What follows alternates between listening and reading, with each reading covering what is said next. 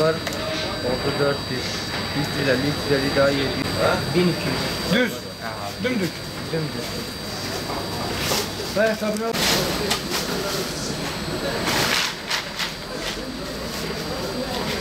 Güzel abi. Tam 100 bin.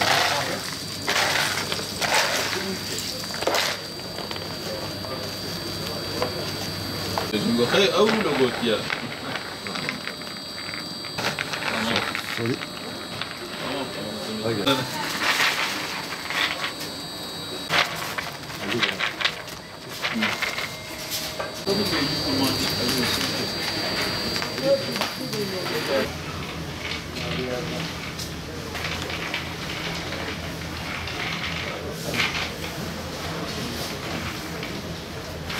Bugün çerez piyasası, çerezlerde tabii yükseliş var ama fındık başta çekiyor. Fındık fiyatlarında kiloda 80 ile 100 arası fiyatlar yükseldi. Şu an bizim sattığımız 350'ye fındığı satıyoruz ama piyasada şu an 400'den aşağıya satan yok çünkü kurtarmıyor artık. Kurtarmıyor. Yani bugün şu an fındığın bize geliş fiyatı nakliyesiyle beraber 330'a bize maliyetidir. Yani bizim burada fındığı 350'ye satıyoruz. Tabii diğer çerez fiyatları da yükseldi ama fındık fiyatları aşırı çok yükseldi. Yani kiloda 100 TL'ye yakın fiyat bir artışı oldu. Daha önce 300'e satıyorduk. Şu an yeni fiyatlarımız fiyat geçişiyle beraber 350.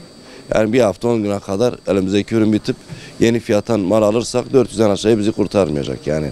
Fındık tabii besin kaynağı olduğu için millet almak istiyor, eskisi gibi alamıyor. Yani eskiden 1 kilo, yarım kilo alan kişiler şu an 50 TL, 150 TL. Yani öyle alışveriş. Bir avuç alıyorlar yani öyle söyleyeyim. Yani bir avuça düştü müşteriler artık yani. Hatta biz bazen diyoruz ya gelmiyor çünkü poşete bırakıyoruz diyor ya niye az geliyor? Bu kadar geliyor diyoruz. Yani kilosu 350-100 gram 35 TL oldu yani. Serbest piyasa tabii serbest piyasa olduğu için yani denetilmesi lazım. Yani önüne geçilmiyor. Herkes bir fiyat söylüyor. Bu fiyatlar niye böyle yükseliyor? Sebep nedir? Ya bu sebep kaynağı nedir yani?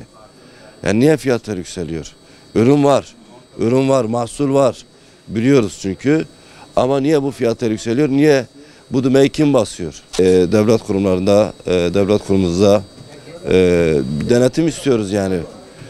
Yani niye böyle yüksek bir artışlar var? Niye herkes kafasına göre bir taraftan fiyatlar böyle bir artış oluyor yani. Köylü malını satsın. Yani iç piyasada mal olmadığı için fiyatlar yükseliyor.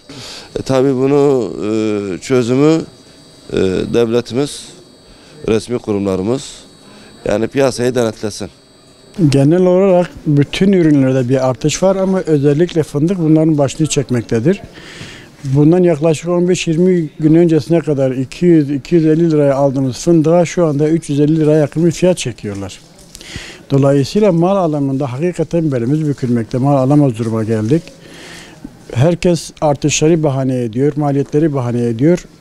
Bizim yetkililerden isteğimiz bunun önüne bir an önce geçilmesi, her yerde yani ürünlerin takribatını yapmaları ve bize biraz nefes aldırmalarıydı. Biz şu anda yani hem maliyette zorlanıyoruz hem satmakta zorlanıyoruz. Biz normalde şu anda kilo mesela daha önce satmamıza rağmen şu anda gram gram alıyorlar. Alırken de düşünüyorlar alalım mı almayalım arada kalıyor. Hakikaten yani bir maliyet olarak hem bizi hem vatandaşı mağdur duruma yani sokuyorlar.